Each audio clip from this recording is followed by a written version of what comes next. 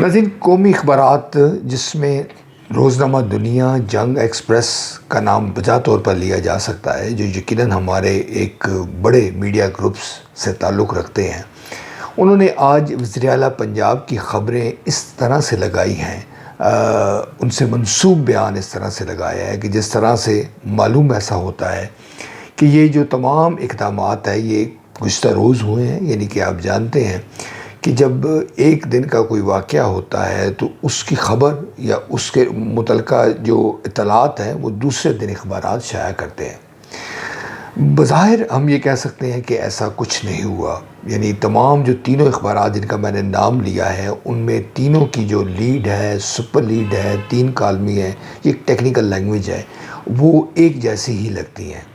یہاں پہ یہ سوال بھی آپ اٹھا سکتے ہیں کہ ایسا کیوں کر ہو گیا یا کیا معجزہ ہو گیا کہ ایک جیسی جو خبریں ہیں یا ایک ہی جیسے جو بیانات ہیں وزیر اعلیٰ پنجاب مریم نواز کے، وہ لگا دی گئے ہیں تینوں اخبارات نے۔ پھر آپ اس کو ذرا گہرائی کا اس کا جائزہ لیتے ہیں تو آپ کو معلوم ہوتا ہے کہ یہ تمام تر جو خبریں ہیں، یہ تمام تر یہ اشتہارات ہیں جو اخبارات نے ایک جیسے جو فرنٹ پیج پر لگائے ہیں۔ اس کے 2 پہلو ہم اس کا ذکر کر سکتے ہیں۔ ایک پہلو تو صحافتی اخلاقیات کا ہے کہ کیا صحافتی اخلاقیات اس بات کی اجازت دیتی ہے کہ آپ اس طرح سے فرنٹ پیج پر ایک ہی جیسی خبریں لگا لیں، ایک ہی جیسے بیانات لگا لیں، ایک ہی جیسے منصوبوں کی تشہیر کر لیں جس میں زبر اور زیر کا فرق نہ ہو؟ بلا شبہ اس کا جواب اثبات میں نہیں ہے، اس کا جواب نفی میں ہے۔ مگر چونکہ ہمارے ہاں عمومی طور پر یہ تاثر بڑی حد تک درست ہے کہ ہمارا جو صحافتی شعبہ ہے وہ بھی زوال کا شکار ہے۔ وہ بھی سے مراد بھی آپ سمجھ گئے ہوں گے، یعنی ہمارے ہاں بیشتر جو شعبے ہیں، ہمارا نظام عدل ہے، ہماری جو خارجہ پالیسی ہے، ہماری جو دہشت گردی کے خلاف جنگ ہے، دیگر قانون نافذ کرنے والے ادارے ہیں، ہمارے جو اہل مذہب ہیں، ہمارے جو ایجوکیشن کا شعبہ ہے، غرض آپ جس کو بھی اٹھا کے دیکھتے ہیں تو اس میں آپ کو معیار گرا ہوا نظر آتا ہے۔ اس پس منظر میں صحافت سے اعلیٰ اخلاقی اقدار کی توقع رکھنا یقیناً ایک خوش فہمی کے سوا کچھ نہیں ہے۔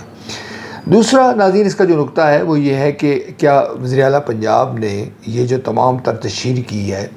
یہ کیا انہوں نے اپنی ذاتی جیب سے پیسے خرچ کیے ہیں یا کہ ٹیکس پیئر کا پیسہ ہے، پنجاب کے لوگوں کا سے جو ٹیکس دیا جاتا ہے اس کا یہ پیسہ ہے اور اس کا پیسہ خرچ کیا گیا ہے اس تشہیر پر؟ یہ بات ہم وثوق سے نہیں کہہ سکتے۔ اگر حکومت پنجاب اس حوالے سے کوئی اعداد و شمار جاری کرتی ہے، کوئی بیان جاری کرتی ہے تو اس کو آپ جو ہے وہ اس کو ساتھ منسوب کر سکتے ہیں اس تمام تر تجزیے کے ساتھ، مگر اب تک جب میں یہ اس کی ریکارڈنگ کر رہا ہوں بالآخر اس وقت تک ایسی کوئی سٹیٹمنٹ نہیں آئی۔ ناظرین، اس قسم کی جو تشہیر ہے اس کو ایک مخصوص معنوں میں پراپرگنڈا کہا جاتا ہے اور اس کو ایڈورٹائزمنٹ بھی کہتے ہیں۔ اس کو ایک اور ٹرم استعمال کی جا رہی ہے فیک نیوز کی۔ ہمارے یہاں جو فیک نیوز کے حوالے سے جو پیکا ایکٹ ہے جو آیا ہے، جس طرح حکومت اور ہمارے جو دیگر ذمہ دار لوگ ہیں بارہا اس کی وہ دہائی دے رہے ہیں کہ فیک نیوز سوشل میڈیا کے ذریعے پھیلائی جا رہی ہے اور اس کے خلاف کو پھیلانے والے جو بھی عناصر ہیں ان کے خلاف بھرپور اقدامات اٹھائے جائیں گے۔ بلا شبہ ایسا ہونا چاہیے۔ تو کیا یہ جو آج کے اخبارات میں جو بڑی بڑی خبریں لگی ہیں خود حکومت کی جانب سے لگی ہیں، یہ فیک نہیں ہو سکتی؟ معاملہ کچھ یوں نہیں ہے کہ پنجاب حکومت کوئی کارکردگی شو نہیں کر رہی۔ معاملہ کچھ یوں ہے کہ جو کچھ جس طرح سے یہ پیش کیا گیا ہے اس میں کہیں نہ کہیں فیک ایلیمنٹ ہو سکتا ہے، بلکہ بذات خود یہ خبریں ایک جیسی خبریں مختلف اخبارات میں لگانا ہی فیک نیوز کے زمرے میں آتا ہے۔ اگر کچھ ایسا نہیں تھا تو اس کا ایک طریقہ کار یہ ہوتا ہے، یہ کیا جاتا رہا ہے ماضی میں بھی، کہ اس کو ہم اشتہارات کی شکل میں دیتے ہیں اور جو ہمارے جو وفاقی یا صوبائی جو محکمہ اطلاعات ہے وہ اس کو اس طرح سے پیش کرتا ہے کہ یہ اشتہار ہے، اور دیکھنے والا بھی اور جو لگانے والا بھی دونوں کے علم میں ہوتا ہے، ایون کہ جو قاری ہے، جو ریڈر ہے، اس کے علم میں بھی ہوتا ہے کہ یہ اشتہار ہے اور وہ اس کو اسی انداز میں دیکھتا ہے۔ اخبارات کی حد تک یہ سوال اٹھ سکتا ہے اور یہ سوال پوچھا جا سکتا ہے اخبارات سے کہ کیا کوئی شخص جو اخبار خریدتا ہے یا ویب سائٹ پہ جا کے اخبار پڑھتا ہے تو وہ اس لیے پڑھتا ہے کہ اس کو فیک نیوز یا اس طرح سے کوئی اعداد و شمار پیش کیے جائیں جس میں خبریت بھی مبہم ہو اور اس میں یہ معلوم بھی نہ ہو کہ یہ اشتہار ہے یا نہیں ہے۔ یقیناً یہ ڈیبیٹ ہوگی اور شاید